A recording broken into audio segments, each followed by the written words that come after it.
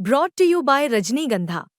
यूं ही नहीं ताज ताज बन जाता है, शिल्पकारों का हुनर और चुनिंदा संगमरमर ताज को नायाब बनाते हैं। कुछ ऐसे ही चुनिंदा जगहों से बस खास ही चुनकर लाता हूँ। कतरे कतरे को मैं हीरे सा परखता हूँ। यूं ही नहीं मैं रजनीगंधा बन जाता हूँ। हम पार्टी को तोड़ने की कोशिश की गई थी, वो ले जाने में फायदा था, उन लोगों ने वैसा किया। इशारा किनकी तरफ? आरजेडी का सीट बढ़ेगा, पार्टी टूटेगी, इतनी राशि न तो कभी हम देख पाएंगे न कभी सोच पाएंगे। बिहार विधानसभा चुनाव 2025 को लेकर कभी भी चुनावी बिगुल फूंका जा सकता है। ऐसे में राजनेताओं के सियासी बयान को लेकर बिहार की सियासत तेज है। महागठबंधन हो या एनडीए, सीटों के बंटवारों को लेकर खींचतान जारी है। एनडीए में जीतन राम मांझी की पार्टी हम और चिराग पासवान की पार्टी लोक जनशक्ति पार्टी रामविलास के बीच सियासी बयानबाजी को लेकर माहौल गर्म है बिहार का। मेरे साथ बातचीत करने के लिए सिकंदरा से हम के विधायक प्रफुल्ल मांझी जी हैं। हम उनसे बातचीत करते हैं और जानने की कोशिश करते हैं कि बिहार की सियासत में क्या चल रहा है। जीतन राम मांझी, प्रफुल्ल मांझी जी, बिहार तक में आपका बहुत बहुत स्वागत। जी, आपको भी बहुत बहुत धन्यवाद। कैसा चल रहा है चुनाव? ये बहुत अच्छा चल रहा है और चुनाव का प्रचार बहुत खुशनुमा माहौल में प्रसन्नता के साथ राजनीतिक जो प्रचार प्रसार का काम है, हम लोग माननीय यशस्वी प्रधानमंत्री श्री नरेंद्र भाई मोदी जी का और बिहार के यशस्वी लोकप्रिय मुख्यमंत्री श्री नीतीश कुमार जी के कार्यों को आम जनता के बीच ले जा रहे हैं। और जब जनता के बीच उनके किए हुए कार्यों को, उनके आगे के सपनों को हम लोग रखते हैं तो जनता भी मुखातिब होती है और जनता भी स्वीकार करती है कि हाँ, नीतीश कुमार जी ने और नरेंद्र मोदी जी ने भारत में, बिहार में काम किए हैं। हम लोग उनको किए हुए कार्यों का मजदूरी देंगे। क्या लग रहा है 2020 के चुनाव और 2025 के चुनाव में क्या अंतर पा रहे हैं? कितना कठिन है या कितना आसान है इस बार का चुनाव? नहीं, इस बार का जो 2020 की चुनाव की अगर हम बात करें और 2025 से उसकी तुलना करें, 2020 और 2025 के बीच में दोनों व्यक्तियों ने, चाहे भारत के प्रधानमंत्री जी श्री नरेंद्र मोदी जी ने, बिहार के मुख्यमंत्री श्री नीतीश कुमार जी ने बहुत से कार्यों को किया है। इसलिए रास्ता 20 के बनिस्पत 25 में चुनाव जीतना, नीतीश कुमार जी को मुख्यमंत्री बनाना आसान है। टिकट मिल रहा है ना? जी देखिए, टिकट की जहाँ तक बात है, हमारे नेताजी का कहना है कि जो मेरा जीता हुआ सीट है, हम उस पर कोई कंप्रोमाइज़ नहीं करेंगे। जीते हुए सीट को हम चुनाव लड़ेंगे और मजबूती से लड़ेंगे। चिराग पासवान की पार्टी लोक जनशक्ति पार्टी रामविलास जो है वो सिकंदरा सीट पे दावा ठोक दिया है। उनके पार्टी के लोग तैयारी भी कर रहे हैं। देखिए, तैयारी करना अलग चीज़ है। जब सीट बंटवारे के लिए पांचों दल के वरिष्ठ नेतागण बैठेंगे, उसमें बातें होगी। हमारे नेता श्री जीतन राम मांझी जी भी अपनी बातों को रखेंगे और जहां तक मानने की बात है, स्पष्ट है, जीता हुआ सीट श्री जीतन राम मांझी जी छोड़ने नहीं जा रहे हैं। उनका ये दावा भी है और उनका ये मुख्यमंत्री जी के का जो सपना है, जीते हुए सीट को पुनः जीत करके मुख्यमंत्री बनाने का, वह सफल भी होगा। तो चिराग पासवान जो दावा कर रहे हैं सिकंदरा पर, उसको लेके क्या कहेंगे? देखिए, दावा प्रति दावा करना बहुत बड़ी बात नहीं है। कोई व्यक्ति किसी भी सीट पर दावा कर सकते हैं, लेकिन जो कमेटी में बात होगी, जो नेताओं के बीच बात होगी टिकट वितरण का, उससे जो बातें आएगी वही मान्य होगा। और उसमें अगर हमारे नेता की कोई बातें होती है तो हम लोग अपने नेता की बात को कहेंगे, सुनेंगे और उनको समझाने का काम करेंगे। मान लड़ने का? जी, स्पष्ट रूप में। आपको मानते बहुत हैं वो? ये तो खैर आप बता सकते हैं। हम उनके बताए कार्यों को करते हैं, उनके दिशा निर्देश में चलते हैं। हो सकता है उससे खुश होकर के कोई बात आप लोगों से कह दिए होंगे कि हम उनको मानते हैं, तो आपको इस बात के लिए हम आपको शुक्रिया करते हैं कि आप उनकी बात को हम मेरे सामने कह रहे हैं। हम तहे दिल से स्वागत करते हैं। मांझी जी ने कहा है कि हम सिकंदरा की सीट को कतई नहीं छोड़ सकते और प्रफुल्ल मांझी मेरे वफादार सिपाही हैं। उनके हम तो बता दिए कि उनका जो दिशा निर्देश होता है, जो कह सकते हैं कि जो काम वो कहते हैं, हम उनको अक्षरशः करके देने का काम करते हैं। क्योंकि नेता का है कि अगर उनके बताए काम को अगर आप करते हैं, उनके बताए रास्ते पर चलते हैं, तो उनके निकट होते हैं। इसी कारण से हो सकते हैं हम उनके निकट हो। अच्छा, एक बात और सामने आ रही है, चुनाव आया है तो एक बात खुल के सामने आ रही है कि कभी आपकी हम पार्टी को तोड़ने की कोशिश की गई थी और आपको भी बहुत बड़ा ऑफर मिला था। इसके बारे में जरा खुल के जानना चाहते हैं। जी, मिला था, तोड़ने की बातें हुई थी। संजोग है, हम तो आपको बता दिए कि हम जीतन राम मांझी जी के सानिध्य में 1982 से हैं और जो भी बातें आती थी उनका हम करते थे, इसलिए उनकी निगाहें हम पर रहती है और टारगेट हम ही को बनाया गया। लेकिन हमने स्पष्ट कह दिया कि हम जीतन राम मांझी के सिपाही हैं, उनके बताए रास्ते पर चलते हैं। उनके लिए हमको जो भी त्याग करना पड़ेगा हम त्याग करेंगे और उस त्याग के कारण आप भी बता रहे हैं कि हम उनके ज़्यादा निकट हैं, इसलिए उनकी मंसूबा तोड़ने वाले का सफल नहीं हुआ। जीतन राम मांझी की पार्टी स्टैंड कर गया। किसने तो ऑफर दिया था? देखिए, ऑफर देने में तो जो विपक्ष के साथी होंगे, जिनको हमको ले जाने में फायदा था, उन लोगों ने वैसा किया। इशारा किनकी तरफ? तो स्पष्ट रूप से आप जान रहे हैं कि आपके मुंह से सुना। जो मुख्य विपक्षी पार्टी हैं और आरजेडी, जो मुख्य विपक्षी पार्टी हैं, जिनको मुख्यमंत्री बनना था, उनके लोग और उनके इशारे पर हुआ कि उनको अगर तोड़ा जाता है, आरजेडी का सीट बढ़ेगा, पार्टी टूटेगी और जो विधानसभा में अध्यक्ष का चुनाव होता है, वो अध्यक्ष का चुनाव वो हार जाएंगे, हम जीत जाएंगे। हम जब अध्यक्ष मेरा होगा तो विधानसभा में हम जो अपने इच्छा के मन अनुकूल करेंगे और सरकार बना लेंगे। उन्हीं के द्वारा ऐसा किया गया। आपने उस बात को खोल दिया कि निश्चित रूप से वो आरजेडी के लोग थे। कितने का ऑफर मिला था? देखिए, ये गई बातें हैं, लेकिन जानकारी मुझे भी है, लेकिन ये स्पष्ट जान लीजिए कि उतनी राशि न तो कभी हम देख पाएंगे, ना कभी सोच पाएंगे। अगर राशि ले भी लेते तो हम उसको छिपा नहीं पाते।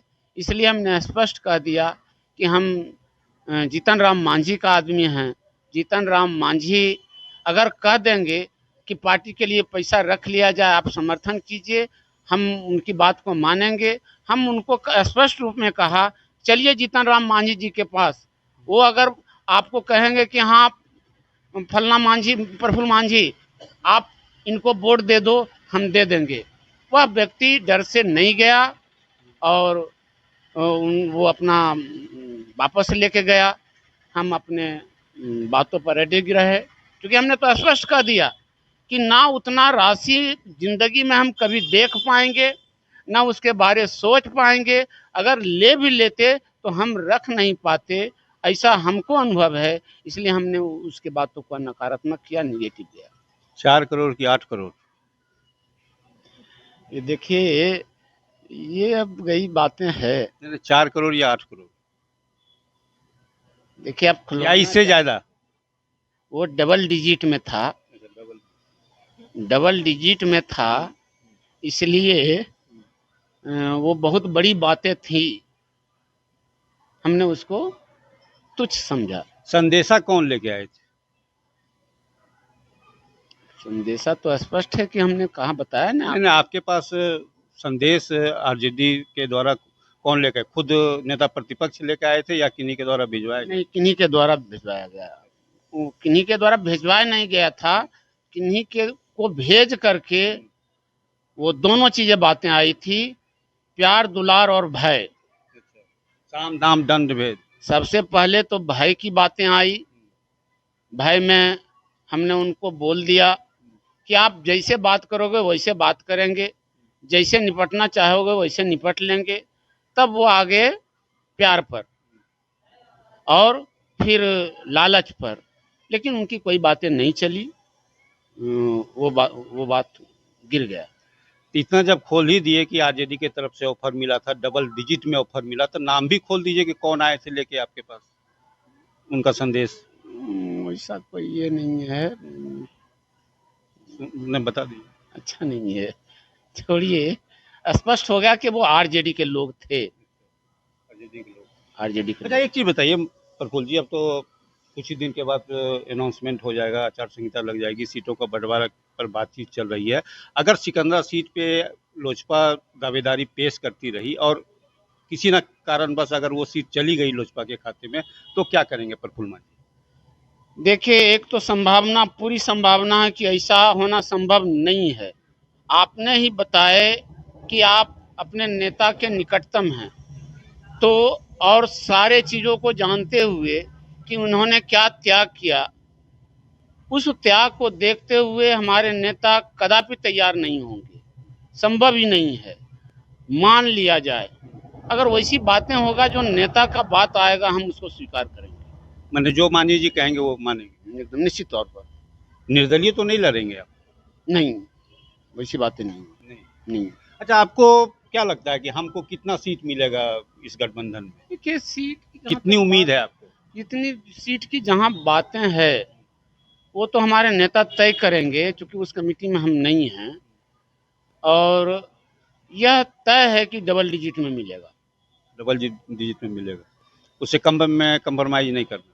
वैसे कोई बातें नहीं है, क्योंकि कुछ बातें छन के आई है। जहाँ तक विश्वसनीयता का सवाल है, चिराग पासवान जी से मांझी जी नेताओं का, चाहे वो अमित शाह जी हों, नरेंद्र मोदी जी हों, चाहे अन्य कोई भी हों, ज़्यादा विश्वसनीयता इन्होंने हासिल किए हैं। कोई बहुत कम वैसे व्यक्ति हैं जो प्रधानमंत्री श्री नरेंद्र मोदी जी से सीधी तौर पर बात करते हो। अगर कोई करते होंगे, उसमें जीतन राम मांझी भी एक व्यक्ति हैं जो प्रधानमंत्री से सीधे बात करते हैं। इसलिए निश्चित तौर पर है, जहां विश्वसनीयता का सवाल है, नरेंद्र मोदी जी से सीधी बात के तौर पर है, अमित शाह जी के सीधी तौर पर बात है, तो वो मांझी जी हैं। इसलिए मांझी जी की बातों को भी मानी जाएगी, सम्मानजनक समझौता किया जाएगा, इनको सम्मान मिलेगा और ये लड़ाई लड़ेंगे एनडीए के लिए। तो जो वादा आपने किया था 2020 के चुनाव में जनता से, वो वादा सारे पूरे हो गए? देखिए, वादा हमने नहीं किया था, हमने प्रयास करने का बात किया था, क्योंकि हमने बताया था कि वादा टूट जाता है, प्रयास सफल होता है। और जो जो काम पर हम लोगों ने प्रयास किया, चाहे अनुमंडल बनाने का सवाल हो, पेयजल सिंचाई की व्यवस्था हो, हम उसमें बहुत हद तक काम किया है। बहुत काम नहीं भी हो पाया है, लेकिन हमने प्रयास करने का बात किया था कि हम कुंड घाट को शुरू करवा लेंगे और बनवा लेंगे। कुंड घाट को हमने बनवाया भी, शुरू तो करवाया ही, बनवाया भी। उसके बाद हमने कहा था कि जो है सो लोअर क्यूल मुख्य नहर को हम लोग पक्कीकरण कराने का प्रयास करेंगे। हमने उसमें सफलता भी पाई। अब आपको जानकारी भी है कि लोअर क्यूल मुख्य नहर का कमांड एरिया तक पक्कीकरण की काम प्रारंभ हो गया है। उसी प्रकार से लोअर क्यूल की भी बातें थी, लोअर क्यूल की भी बातें हैं। अपर क्यूल तो हो गया, काम भी प्रारंभ हो गया है। लोअर क्यूल की बात है, लोअर क्यूल भी बहुत हद तक जो है सो वो विभाग में चला गया है। वित्त मंत्रालय से भी राशि मुकर्रर कर दी गई है। संभवतः हो सकता है कि 2-4 दिन में अगर वो अनाउंसमेंट हो जाए, टेंडर में चला जाए।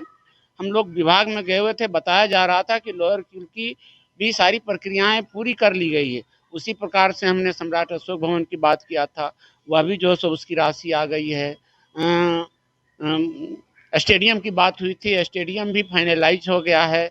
SC ST छात्रावास की बात किया था, सिंचाई के मामले में, शिक्षा के मामले में, वह भी बनकर बहुत हद तक तैयार हो गया है। उसी प्रकार से हमने बोला था कि कोई डिग्री कॉलेज सरकारी नहीं है, उसके लिए भी हम प्रयास करेंगे। उसकी भी स्वीकृति आ गई है, भूमि का चयन किया जा रहा है। सिंचाई में अलीगंज का भी बहुत सारी योजनाएं पटल पर आ गई है। उसी प्रकार से हमने कहा था कि ये आवागमन का जो मामला है, गिद्धेश्वर मंदिर के नज़दीक जो किउल नदी पर हम लोग कॉजवे से जाते हैं, पुल का सिर्फ 2-4 छड़ें थी, हमने कहा था कि उसको बनवा देंगे, वह भी पूरा होने वाला है। यह भी बात आई थी कि हम गढ़ी को पर्यटक क्षेत्र बनाएंगे, वह काम भी हमने करवा लिया है। सौंदर्यीकरण का काम चल रहा है। इको टूरिज्म का भी, उसमें भी 12 करोड़ रुपया आया है। इको टूरिज्म का भी काम चल रहा है। मतलब कि करीब करीब सारा काम आपने प्रयास किया पूरा करने का? हाँ, हम तो पूरा तो नहीं हुआ है, लेकिन बहुत हद तक हमने काम करने का, अपने प्रयासों को सफल करने का प्रयास किया, जो हुआ है आम जनता के सहयोग से, आप लोग के सहयोग से। सारे लोगों को फिर से एक बार इस्तकबाल करते हैं कि उन्होंने हमें मदद किया, उनके कार्यों को हम सफल बनाने का प्रयास किया। अच्छा, एक चीज़ बताइए कि क्षेत्र में तो जा रहे होंगे प्रचार के लिए, लोगों से मिलने जुलने, ना समझ आ रही है, जो समझ नहीं पा रहे हैं उनका आक्रोश मिलता है सुनने को। हम लोग उसको सुनते हैं और फिर शांति ढंग से बताने के बाद जब वो समझ जाते हैं तो वो कहते हैं कि हम आक्रोश में बात किए हैं, हम नहीं जानते थे कि ये सब काम हुआ है। इसलिए उनको भी हम धन्यवाद देते हैं, आक्रोशित होने के लिए भी। अच्छा, अब आखिरी सवाल ले लेते हैं और आखिरी बात पूछ लेते हैं कि माइंड मेकअप है कि चुनाव लड़ना है, हमसे लड़ना है? देखिए, पिछले बार हमारे नेता ने हमको चुनाव लड़वाने का काम किए। हम बोले थे कि उस समय मात्र मेरे खाते में 95,000 रुपया था। हम बता दिए थे कि मेरे पास सिर्फ इतनी राशि है। अगर आप कहते हैं, क्योंकि अभी तो भाई चुनाव लड़ने में बहुत राशि की ज़रूरत होती है। उन्होंने बोले कि आप जाओ चुनाव लड़ो, देखेंगे हम। उन्होंने हमको हिम्मत दिया, हम में भी विल पावर आया। अरविंद दा का भी इसमें बहुत सहयोग है कि उन्होंने हमको बहुत बहुत मदद की है। बीच में जो भी बातें हुई, इन लोगों के भरोसे हमने चुनाव लड़ा और आप जैसे लोगों का, हमारे क्षेत्र के लोगों का सहयोग हमें मिला। हम चुनाव, जनता जीत गई, हम उनके सहयोग के लिए तैयार हुए और उनको सहयोग करने का काम कर रहे हैं।